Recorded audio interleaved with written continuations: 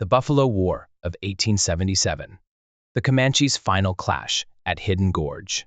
On March 18, 1877, 170 Comanche warriors squared off against nearly 300 buffalo hunters across the sprawling plains of the Southern Plains. In a single day, 31 lives were lost, horses crumpled amid gunfire, and a vast stretch of prairie was set ablaze by flames ignited by native hands. As bullets tore through the air and smoke choked the horizon, the hunters came to a grim realization: they had underestimated their foe. Tune in to Obscura Historia for this gripping tale. One question lingers: what turned this battle into the twilight of the Comanche's reign?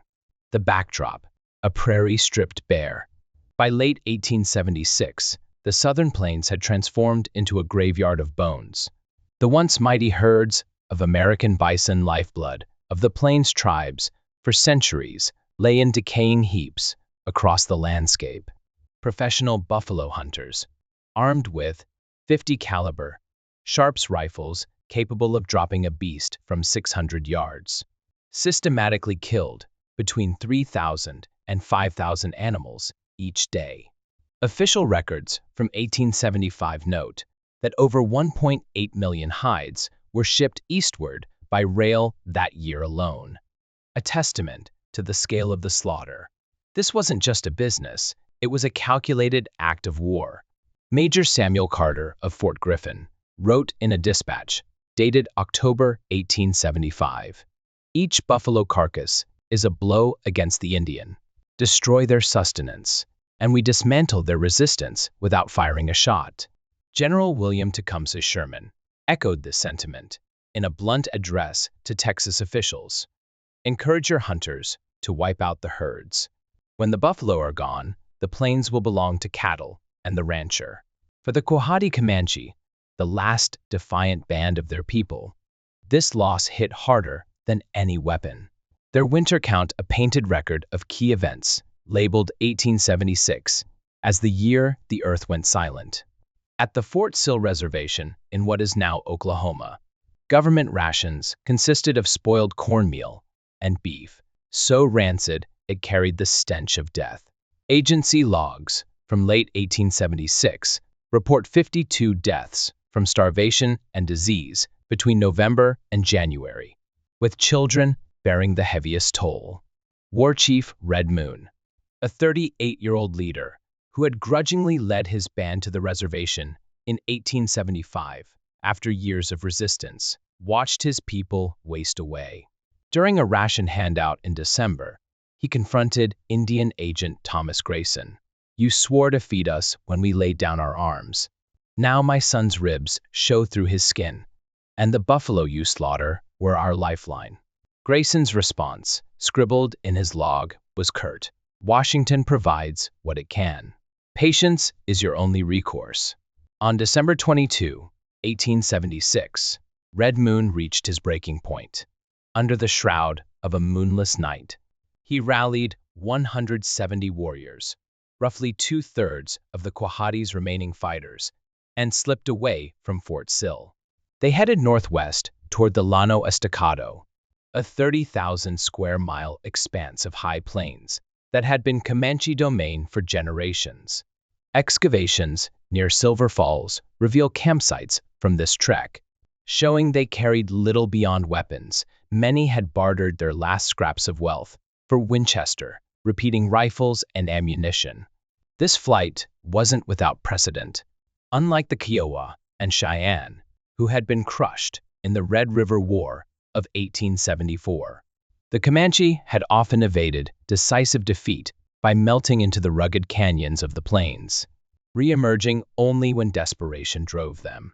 Captain Henry Lawton observed in a report, "The Comanche don't surrender, they vanish. We've yet to break their spirit as we did the others." The spark ignites. By February 1877, conditions grew dire. Young warriors, weaned on tales of Comanche glory, but now facing only hunger and confinement, simmered with frustration. Buffalo hunter Elias Todd noted in his journal on February 20, caught sight of 4 riders on a bluff today, watching us skin hides. They sat silent for hours, eyes like hawks. It set my nerves on edge. 3 days later, a hunting camp near the Salt Fork River was hit at dawn. 6 hunters were killed in their sleep, throats slashed, before a sound could escape. The attackers took no trophies, an unusual break from custom, but torched every hide, smashed the wagons, and drove off 20 horses. They left a marker, a buffalo rib driven into the ground, adorned with a single feather stained red with blood. Veteran hunter William Buck Grayson later recalled, "This wasn't a raid for loot or scalps. It was a warning, cold and deliberate.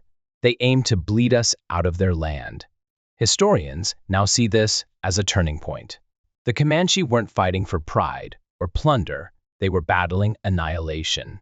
Digs at camps from this time uncover hearths with bones of not only buffalo but also ponies, a grim sign of desperation that violated deep cultural norms. These warriors were starving, their way of life hanging by a thread. Red Moon's strategy, pieced together from oral accounts recorded decades later, was not to wage open war, but to wage terror, to make hunting so perilous that the buffalo men would flee the plains. What he didn't foresee was the hunters' resolve. These weren't timid settlers or overstretched soldiers. They were rugged profiteers who'd sunk their fortunes into this trade. With hides fetching $4 each, about $100 in today's money, they had too much to lose. The stage was set for the Buffalo War of 1877, a raw, unglamorous clash, not between armies or nations, but between 2 groups locked in a primal struggle for survival. Neither side looked to Washington or forts for aid. Both believed their existence hinged on crushing the other. The hunters' rally. Word of the raids raced through the hunting camps like a gust across the prairie. By mid-March 1877, some 280 hunters gathered at Amos Wheeler's trading post, a rough-hewn outpost on the Llano Estacado's fringe, marked by a weathered buffalo, jaw nailed above its door. The cramped interior buzzed with anger and tobacco haze, as these men merchants of the frontier, not soldiers, plotted their next move. Wheeler's ledger shows ammunition sales spiked 6-fold in the first week of March. Talk of summoning the army was laughed off. Past pleas for military help had met with excuses of stretched resources, leaving the hunters cynical.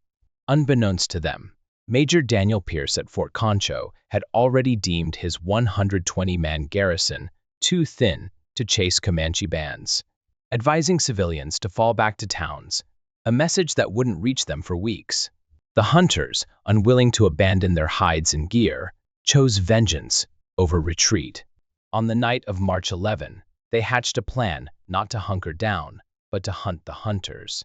When Wheeler called for volunteers, 48 men stepped up, signing their names or scrawling X's in his leather-bound book, now housed at the Texas Plains Historical Archive. Tom Ironhide Rourke, a towering 6'5" figure, with a grizzled beard and a chest scarred from a Comanche lance in 1868, was named leader by acclamation. At 49, Rourke had survived decades on the frontier and carried a reputation as unyielding as the plains wind. His diary entry that night read, "Chosen to lead. We end this now." 2 lieutenants joined him in command. Pegleg Dan Morrow, hobbling from a shattered ankle, earned in a Cheyenne skirmish, brought a sharp mind for ambushes. Will Tate, a half-Cherokee tracker who'd once ridden with the Kiowa, knew native tactics intimately. Together, they boasted over 60 years of hard-won experience. Preparations kicked into gear.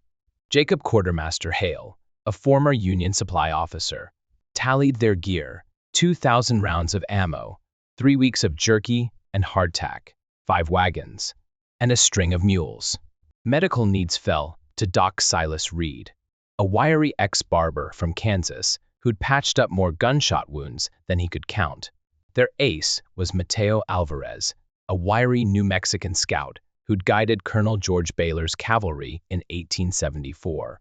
Alvarez knew the Llano's secret springs, jagged ravines, and faint trails, like the back of his hand, a living map for a land that baffled outsiders.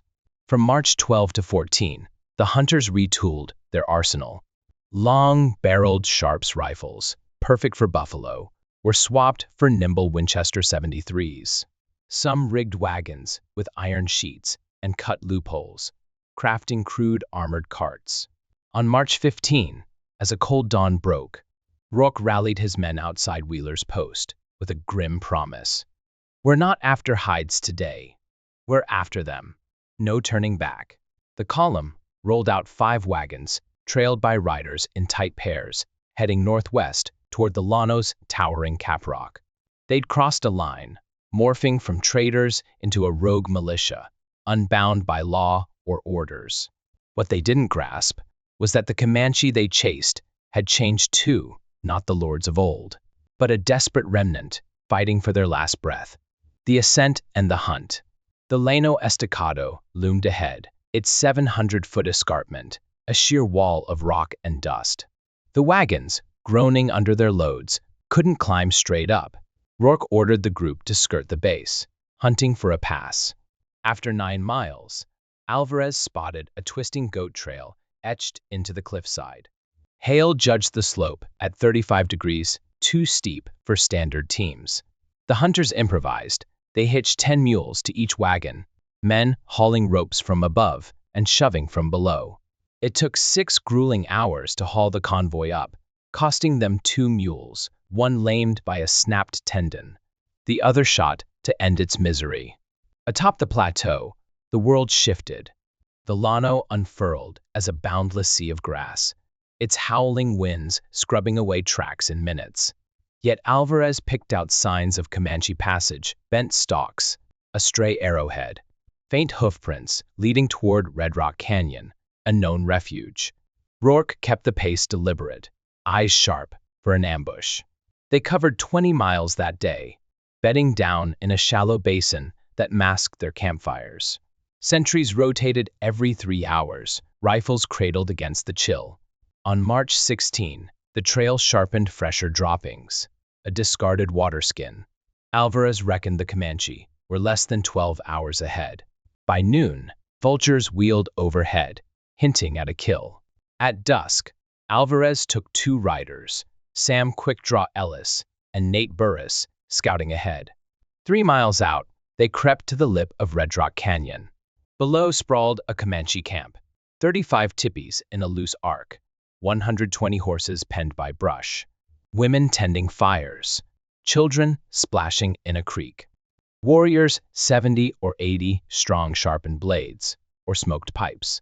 The scouts slunk back to report. Rourke halted the wagons 6 miles out, hiding them in a cedar thicket. As night fell, he laid out the plan, a 3-pronged strike at dawn. He'd lead 25 riders in a frontal charge. Morrow's 18 would sweep the rear to seize the horses. Tate's 5 would guard the wagons as a fallback.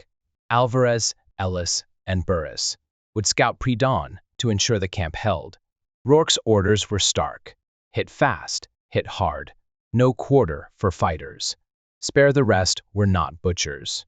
It was a classic cavalry playbook, shock and awe. But he overlooked one truth. The Comanche were the plains' unrivaled horsemen, their instincts honed over centuries. The night hummed with tension. Men oiled rifles, penned final notes home. Veterans of Shiloh and Gettysburg whispered of the fight ahead, a gamble against a legend.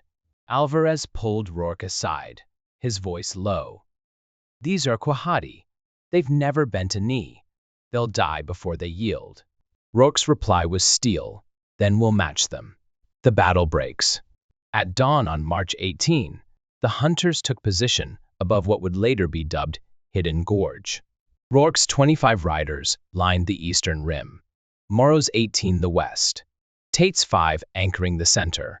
Rourke's arms slashed down, and Morrow bellowed, "Ride him down!" The hunters thundered into the canyon, guns blazing.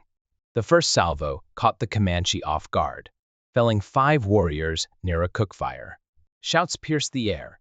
Women herded children away, and chaos reigned for a heartbeat. Then the warriors snapped into action, their response swift and lethal. Some laid down fire from teepee cover, while others sprinted for the horses. Within minutes, 50 mounted Comanches surged upward, meeting the charge head-on. The hunters' plan unraveled fast. Sam Ellis took an arrow through the thigh, tumbling from his saddle. Burris's horse reared and fell, pinning him under its weight. 2 riders dragged him to a boulder as bullets chipped the stone. Rourke bellowed to regroup, but the canyon's echoes drowned him out. Morrow's crew, aiming for the herd, was flanked by warriors who'd looped behind. The horses stayed beyond reach as the Comanche turned the tide, encircling their attackers. The hunters scattered to cover rocks, gullies, anything solid. What started as a raid became a fight to live. Comanche riders wove through the fray, firing from the saddle, their ponies dodging lead with uncanny grace. Hunter rifles, tuned for buffalo, faltered against such speed. By mid-morning, 11 hunters were wounded, none dead. Comanche losses mirrored theirs, 8 down, blood staining the dirt. A standoff loomed, neither side breaking. Then the gunfire slackened. Rourke, wary, peered through the dust. Smoke rose from the canyon's south end, thick, black, racing toward them on the wind. The Comanche had torched the grass. A lone rider burst through the haze, a warrior on a gray mare, war bonnet trailing feathers. He galloped across the hunters' sights, drawing a hail of shots, yet vanished untouched into a ravine. "Hold your fire!" Rourke roared, seeing the bait for what it was. The smoke swallowed them, cutting sight to 15 feet. Men gagged, eyes streaming, as phantom shots rang out. When the wind shifted, Rourke pushed forward. The camp was a ghost town, teepees gone, herd vanished. While warriors pinned them, the women had fled with everything vital through an unguarded pass. The hunters' triumph dissolved. Exhausted, bleeding, they limped back to their wagons. Shadowed by distant silhouettes on the heights, Comanche eyes tracking their retreat. One man later scrawled, "We rode in for scalps and rode out thanking God for breath." The reckoning. Later army tallies by Major Pierce pegged Comanche losses at 33 warriors dead, 6 dying, and 25 maimed, plus 18 horses, lost a heavy blow to a fading band. The hunters claimed no victory, but dealt a wound the Quahati couldn't heal. Starved and bled dry, their resistance crumbled after Hidden Gorge. Reports note, the Comanche warpath ended there. Red Moon's fate blurs in the records. Pierce claimed he fell in a skirmish near White Deer Creek, but oral tales say he surrendered in late 1877, living to 1898 near Cache, Oklahoma. A side note, hunters dubbed a Winchester the Devil's Gun after 3 owners died wielding it. They buried it in the canyon, fearing its curse. The Buffalo War closed an epoch. The Comanche, once Plains kings, shrank to reservations. The hunters, victors in their slaughter, faded as the herds did. By 1882, their trade was dust. Hidden Gorge wasn't just a fight. It was the death knell of 2 worlds, crushed under progress's march. For more lost tales, subscribe to Obscura Historia. Every story keeps the past alive.